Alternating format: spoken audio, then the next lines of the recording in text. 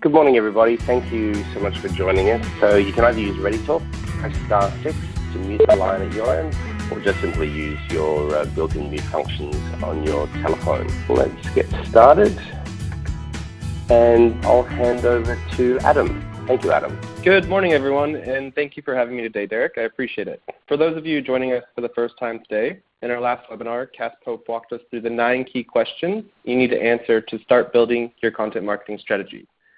In today's webinar, my goal is to help you understand the difference between outbound marketing and inbound marketing and how you can get the most out of that content strategy and how you can get the most out of your content moving forward. The internet has created an ongoing, ever-changing revolution across nearly all industries, but probably none more so than in how businesses market their products and services to their customer.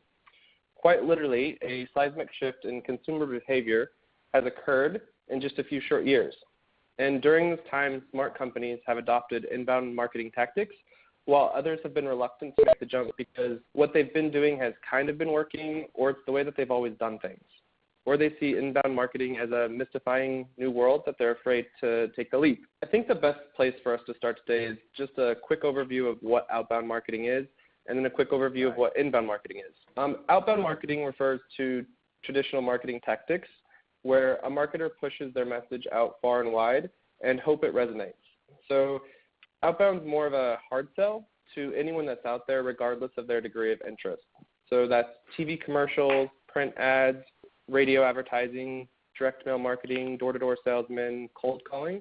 Inbound marketing is creating high-quality content that attracts people towards your brand because it's relevant. So that's SEO, blogs, online video, podcasts, infographics, white papers, and ebooks on relevant topics. Inbound is more efficient because the content that you create is naturally aligned with the needs and interests of your audience. So marketing becomes almost effortless with much less wasted bandwidth. It's a soft sell, and it's more powerful because you're drawing the traffic towards you versus just broadcasting it to everyone. Now, the question that we get most often is, which is better?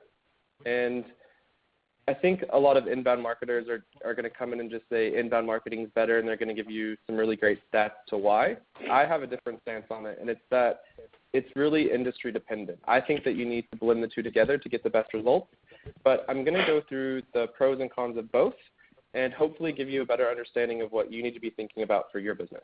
Inbound marketing is amazing because it honestly generates 3 times as many leads, and it's 62% more, costs 62% less than outbound marketing. A lot of money saving. So I think for small businesses in particular, that's something that you need to be thinking about. Outbound marketing has declined in popularity because it's not as effective. So direct mail is never opened. We get to a website and it's not relevant, or it has an intrusive advertisement, so we leave. People skip through television ads thanks to great things like TiVo or DVR. And email users just unsubscribe when it's not relevant. So that's why outbound marketing is seeing a decline. And I think more importantly for marketers is it's not measurable. So if you do a TV commercial, you might have a specific phone number where people can call in, and you can measure it based on that phone number. But you actually can't measure how many people specifically are seeing that ad. You can't measure how many people are in the car listening to your ad. You can get some broad statistics on how many people are listening to the station, but it's not really specifically measurable. With inbound marketing, it's more efficient because the content that you create is naturally aligned and because you can measure it. And obviously, if you can measure it, you can actually see where you need to start putting more money, putting more effort. Because in small businesses or large businesses, effort's really hard to come by. So knowing where you need to spend more time is one of the most key things. Now, the way that I consider inbound marketing is it's building a tribe or a community of passionate followers and evangelists that can identify with your brand values. Instead of ramming your message down someone's throat, if you can have a conversation with someone and you can communicate with them on a personal level, they start to think of your brand as a trusted thought leader, trusted source of information, and they're more willing to start talking to their friends, their colleagues, their family members, depending on what you're selling, and it gets them on board. So I'd say with inbound marketing, that's one of the key advantages. I'm going to go over the 5 reasons why I feel integrating inbound marketing into your current strategy would be key. So I touched on it a bit earlier, but inbound marketing is measurable. So you can demonstrate return on investment to your boss, and you can track your KPIs. Everything that you do within inbound marketing is measurable and trackable for a number of reasons. When people click on an email, that's tracked. When people land on your landing page, that's tracked. Inbound marketing is much more enjoyable for the consumer and for the marketer alike. The beauty of inbound marketing is that it's actually more fun for the marketer than outbound because it's less stressful. It's really measurable because you can show your success across multiple channels and a variety of mediums. Whereas traditional outbound marketing, you're spending a ton of money, it's aggressive tactics, you can actually upset your audience. And so we'd say that it's just more enjoyable all around. Now, most importantly, inbound marketing is a two-way conversation with your audience. If you look at radio commercials and you're just out there broadcasting your message, there's no chance for your audience to engage with you. If you're looking at inbound tactics, you give your audience an opportunity to tell you what they think, so you can adjust your product, adjust your messaging, and adjust your brand. Savvy marketers know the value of a two-way conversation to improve brand loyalty and communicate a direct message and directly with their target audience. Inbound marketing is highly relevant to your customers. What's really great is you can start to measure what's important to your customers. So for us, I took this great shot, and it's about what our customers are specifically talking about in marketing automation. So these are some key words or key search terms.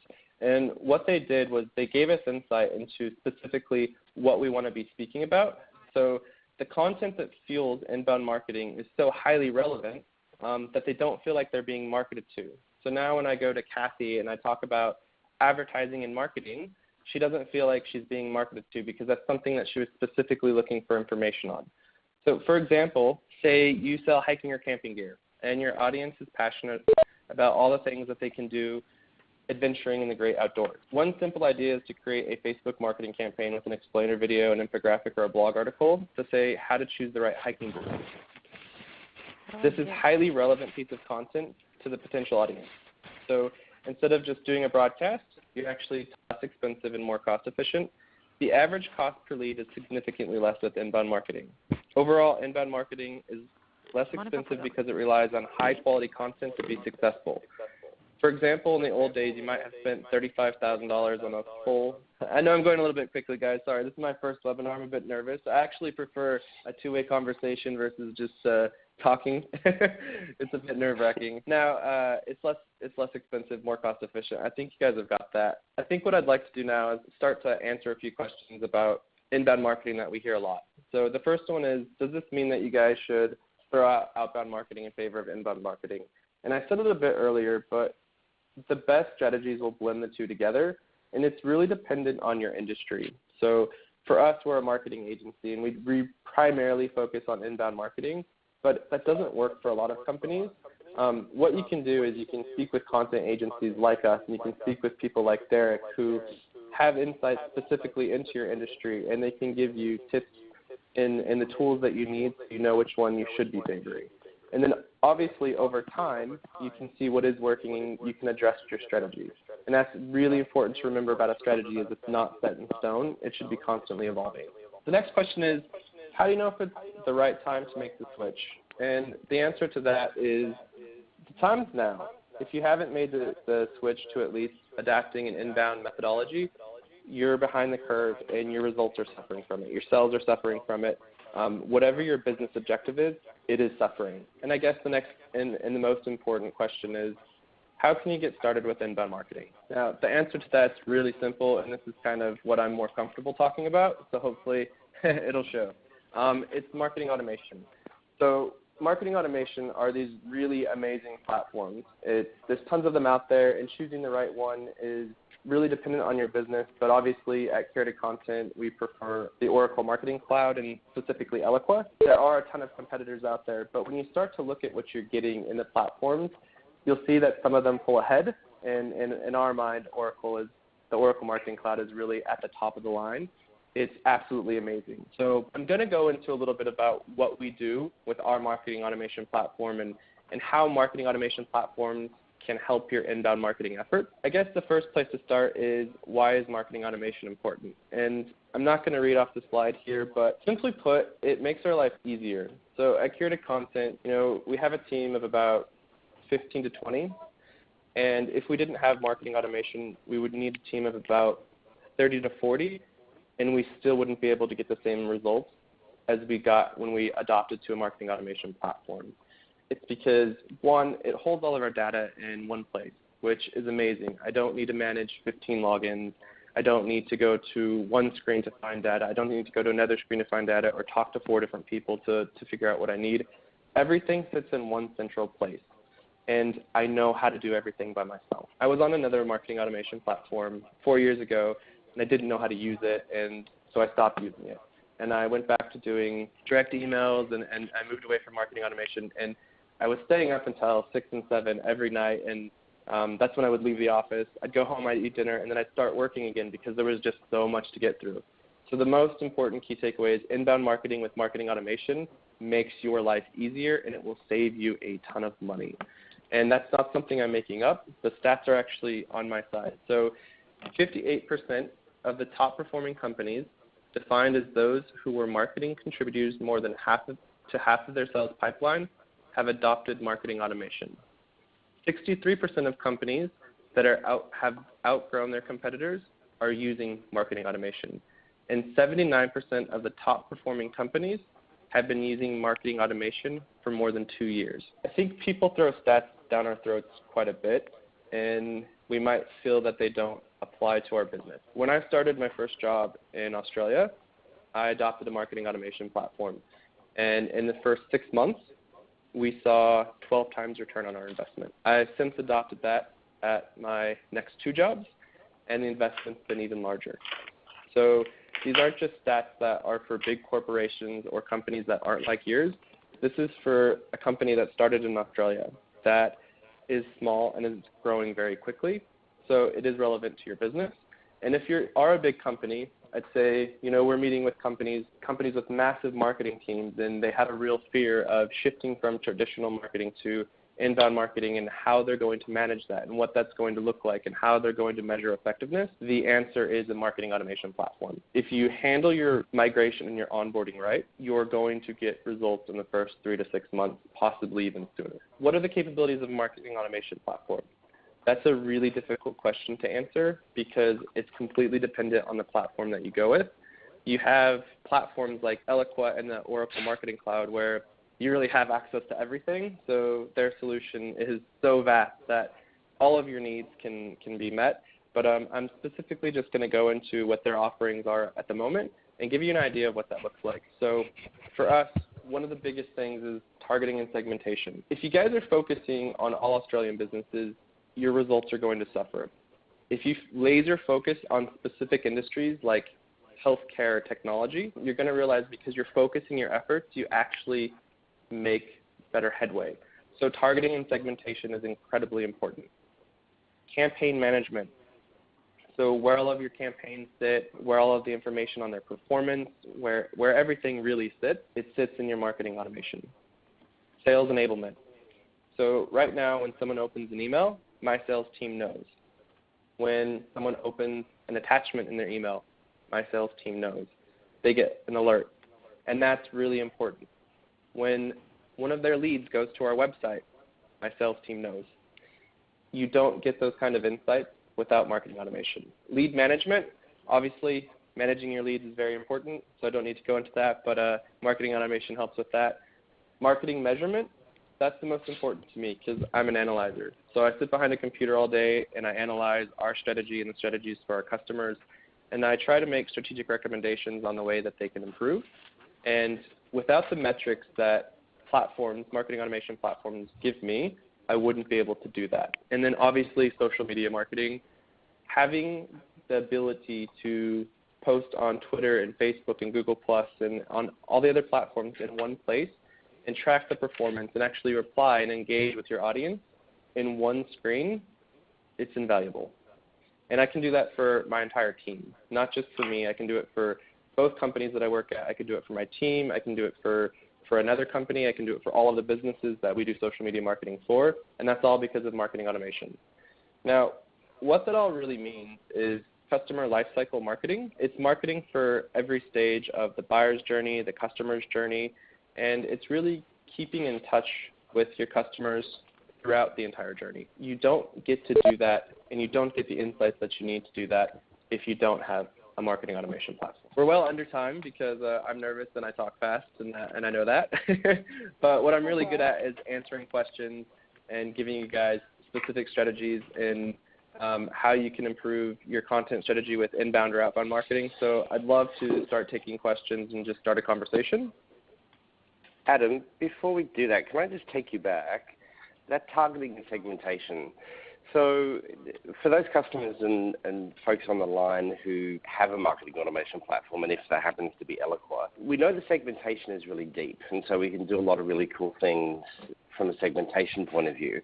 When we overlay that with a content marketing strategy, how deep and complex do you find your customers typically go? So do we break it right down? If we develop a piece of content, do we break that down and try and adjust it for different job roles? How micro typically do you find your customers go? Yeah, it's very dependent on the size of the company. So a lot of companies can't make and segment their list too granularly because they won't have the ability to create the content for that. So I'd say having a primary persona, a secondary persona, and then sometimes a third persona would be as far as we would go. And then as the company grows, we can continue to create content for other personas. And so typically from a persona point of view, you said there maybe start with at least a primary persona. So I suppose that would be your ideal client would fall into that bracket. But then have maybe two or three other? Absolutely. But even within your persona, you could have like sub-personas. So let's say some companies base personas off of industry. So they may say someone in the tech industry. Well, that's too vague. So let's do CEOs or HR managers in the tech industry. We can get quite specific that way. And it really depends on the verticals that you're looking to target. But we do say that you should be quite specific. So at Curated Content, we try to target head of marketing, CMOs, small business owners, and things like that. But we don't go any granular than that because we can't produce enough content to target each of the personas. I find that really interesting. So you guys are a content marketing house. I mean, it's what you do, and you can't have the bandwidth to go deeper than that. I think that sends a really good message, I think, to all of us, is that maybe sometimes we're trying to boil the ocean, and we need to pull back and the flip side is being more targeted and more specific is what we're trying to do. Exactly. If you guys are trying to market to everyone, you're never going to do it effectively. When you guys take a step back and you say, I want to market to Marketing Cube and companies like Marketing Cube, and they're my ideal audience. So let's take a look at Derek. And Derek likes to read about these things. And Derek likes to read about things at these times and in these places and in these ways. We can start to build a persona around you. And once we've mastered that, I'd say, let's look at someone else at Marketing Cube because it's a secondary audience and a secondary way into the company. So, I know Tim works for your company. So I'd start to look at Tim and I'd start to kind of pick him apart and build a persona based around him. And then I would use that to break into other companies that are like yours. And where marketing automation comes into that is where we're segmenting all of that data is inside of the marketing automation platform. And then we're using those lists and that segmented data to target them. Perfect. That probably plays into Misha has a question here. She says, do marketing automation platforms adapt well to changes in what you want to measure or changes in how social media works, etc.? So let me answer that one quickly, Misha. So certainly from the ability to change, most of the platforms, and certainly I can speak for Eloqua, but most of these platforms will have fairly consistent and regular updates. Most are sitting in the cloud, which makes those changes to the core platforms quite easy. But I suppose what you're looking for is a good level of functionality within the reporting side of the platform. So as long as the reporting module that's built into the platform gives you good flexibility to adjust what it is you want to measure, that would probably answer the question for you. From a social media point of view, sitting in the Oracle Marketing Cloud, that would fall under the social relationship management platform. So Eloqua is not a social platform. What Eloqua is, it's a platform that enables you to syndicate your content. So you may send out emails and drive people to landing pages, and you can certainly incorporate social sharing functionality within that. But in relation to measurement and those changes in the social areas, it would be a little bit different.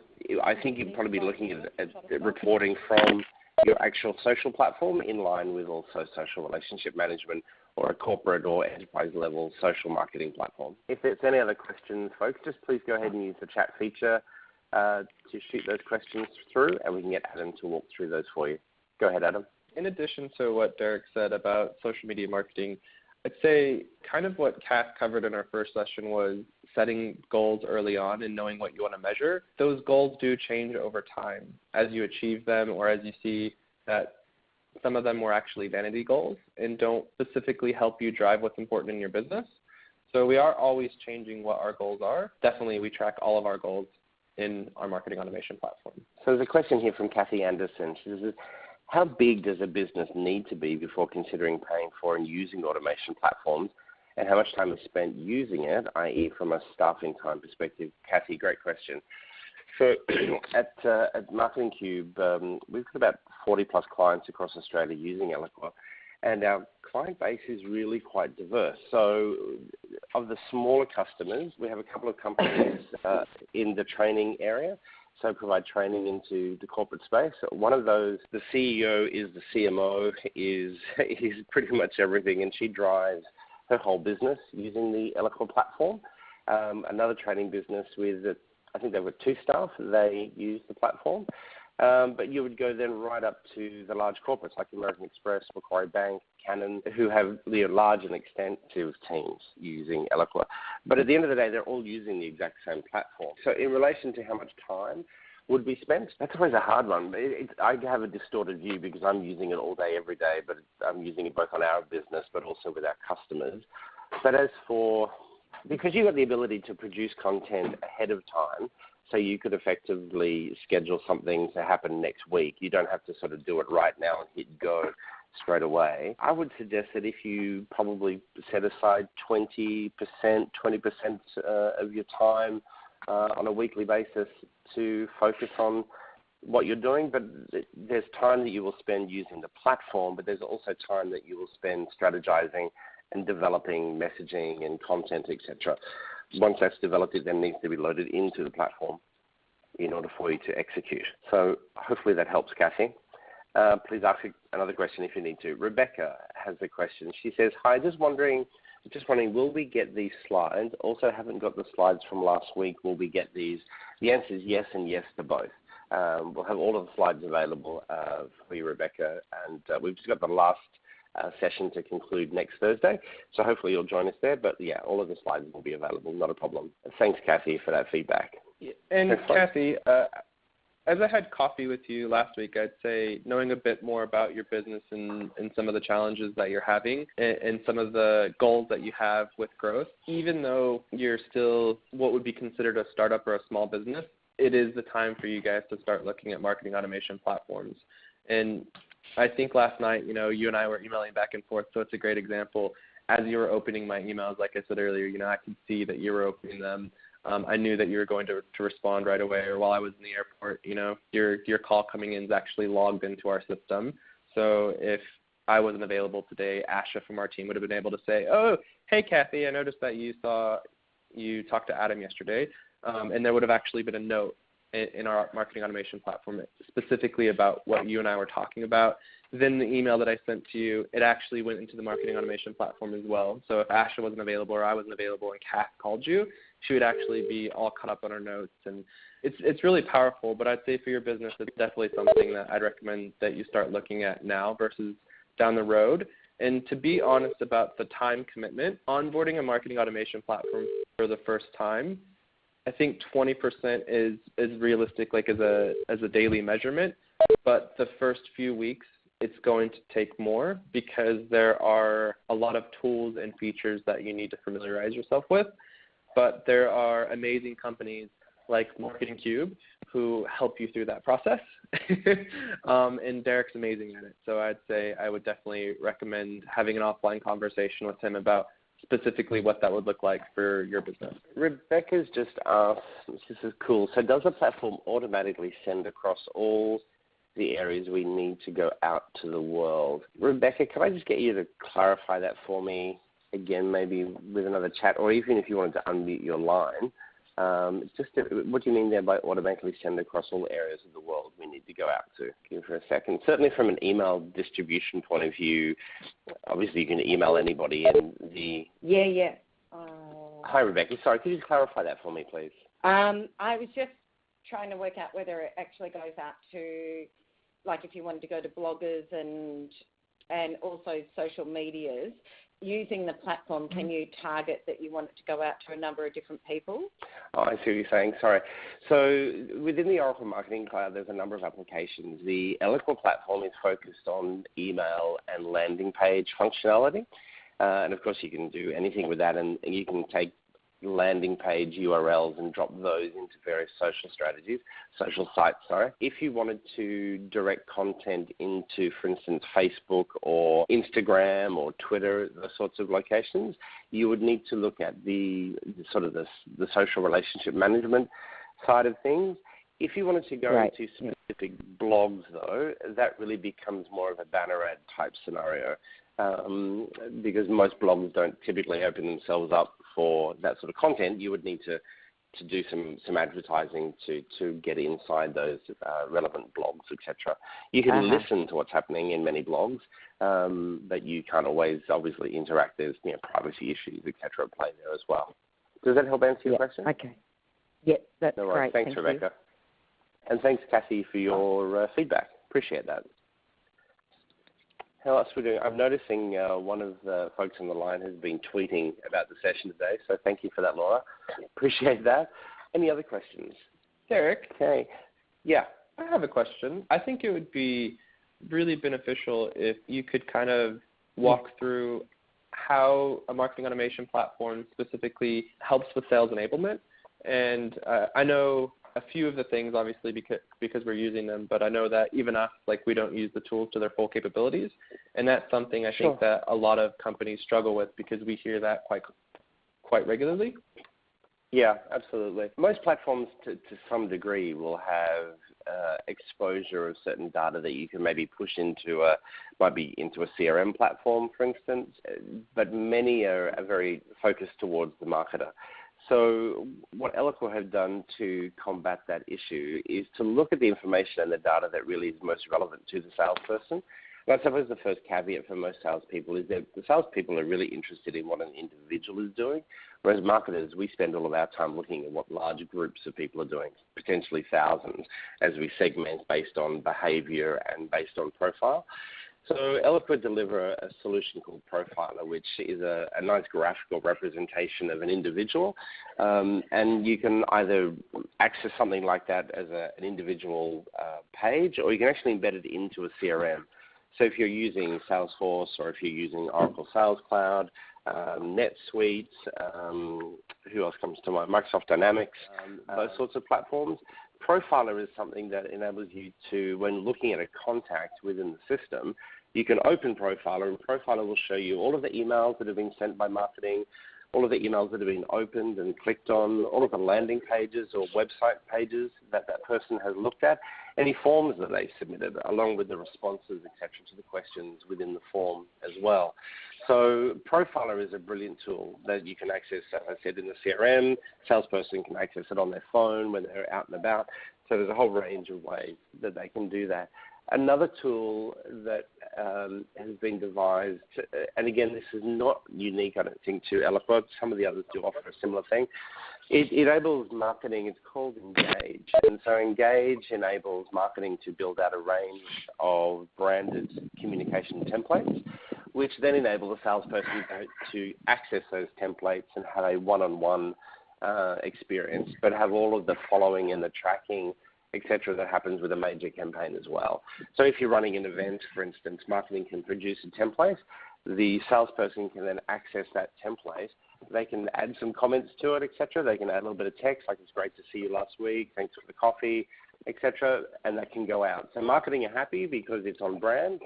It's got all the relevant links going to the right registration pages for the event, etc., and off it goes. So they're two pretty significant tools that are really designed for the salesperson. The average marketer would never really use them. Two really good tools to help the salespeople. I would say with sales enablement, lead scoring would be a really big portion of that, and lead scoring helps our company significantly.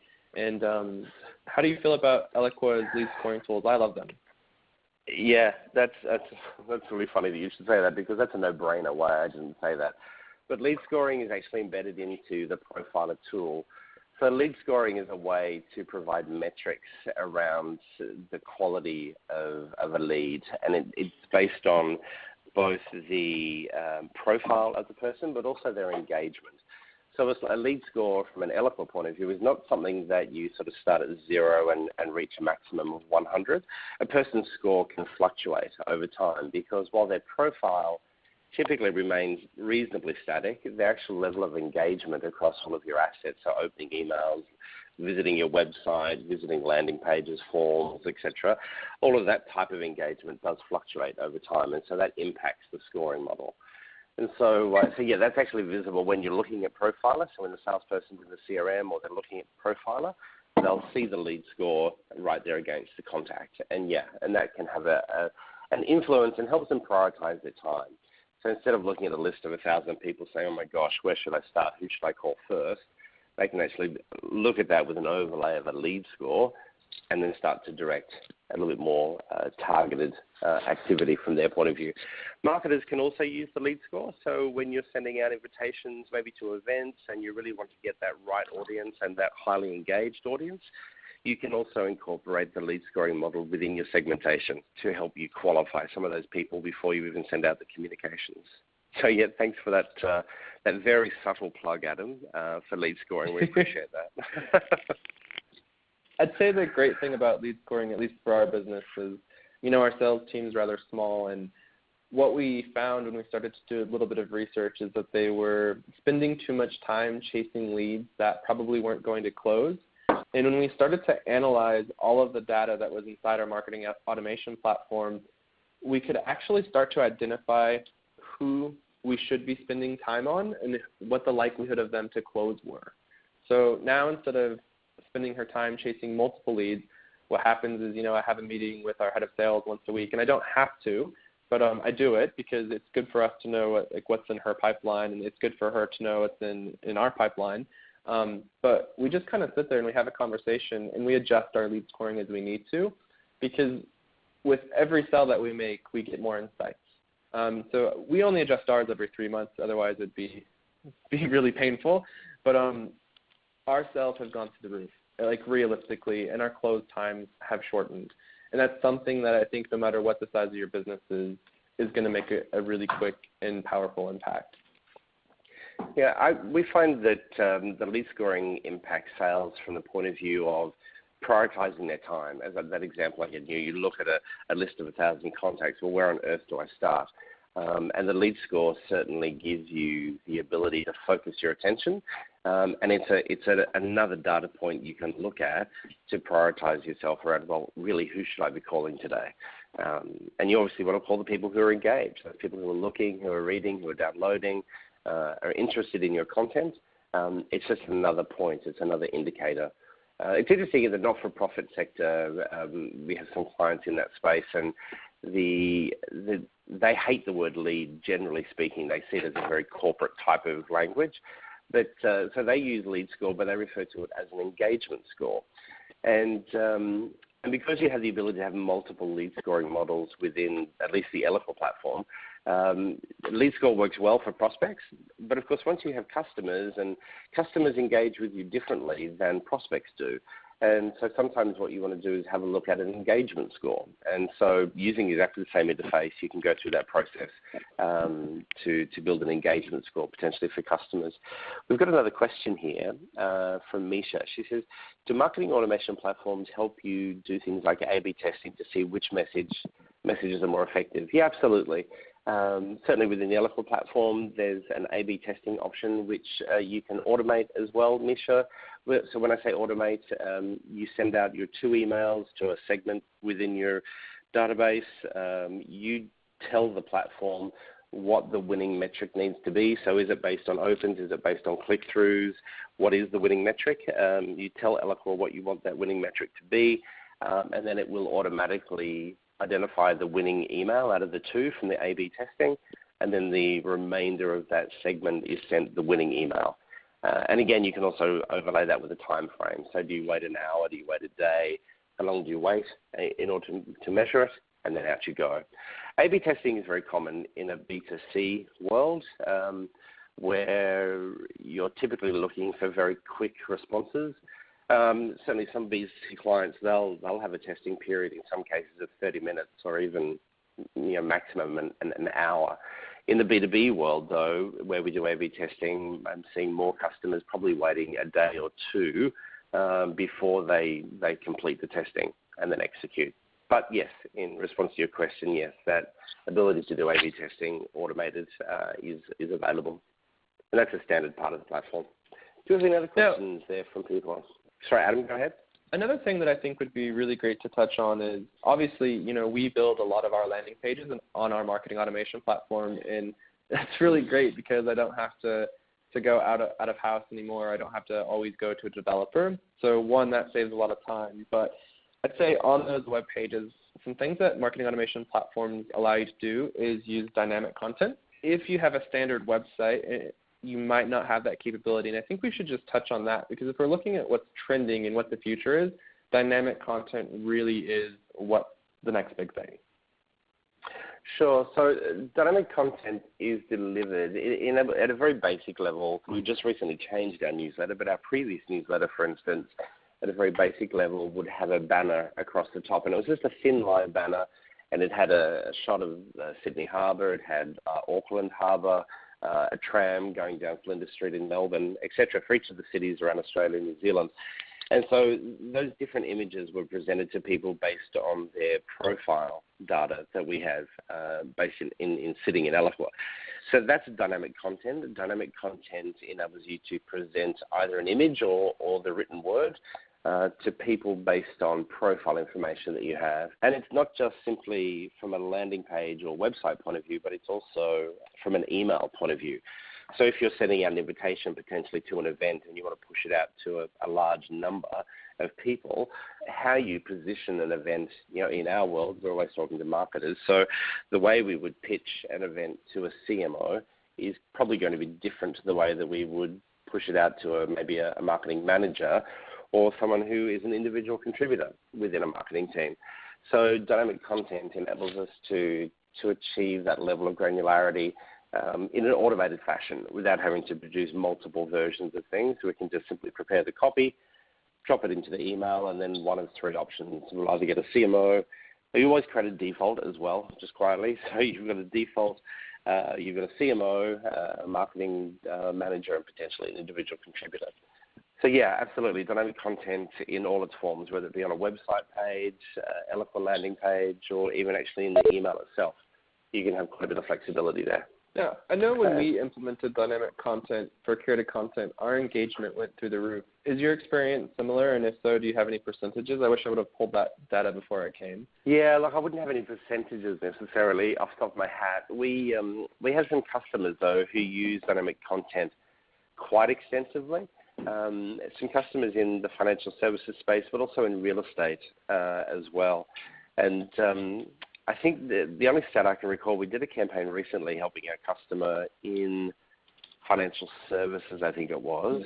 And I think they worked out once they'd done all of the profiling, there was something, because it was an email that had, I think, 4 or 5 different articles, and each one of those had multiple versions sitting behind it in relation to dynamic content.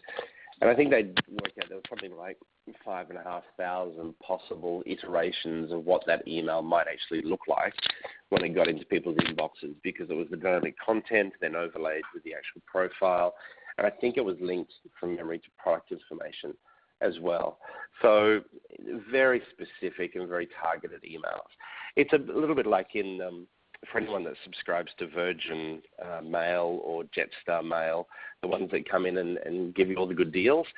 So they're actually delivered using the Oracle Marketing Cloud, and the application is responsive. And those emails are phenomenal because they're based on how regularly you fly, any recent searches that you've done for holidays in Bali or Paris.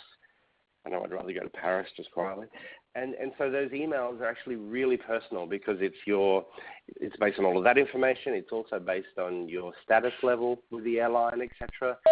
So even if you're in a home and both you and your partner get those same emails, there's every chance that when you actually look at them side by side, they could be a little bit different or quite different depending on your interaction. So all of that comes back to the quality of your data and helping you deliver the right, a very intimate level of messaging to people. I got an email from an airline this morning, and do I want to upgrade my flight home tomorrow? So I get those all the time. They're on you, mate. They're absolutely on you. I promise you. It's quite amazing. So we've got a little bit of time left, but if we have any questions, we can see some people are dropping off now. That's cool. Do we have any other questions at all before we sign off for the day? I think that might be it. Adam? Thank you guys for coming. I appreciate it. If you guys have any follow-up questions, please feel free to send them through. I'm happy to answer anything through email or jump on a quick call. Absolutely. Thank you again, everybody, for attending. We appreciate your time. And we look forward to seeing you next Thursday for our final episode in Curated Content's webinar series. Thank you very much.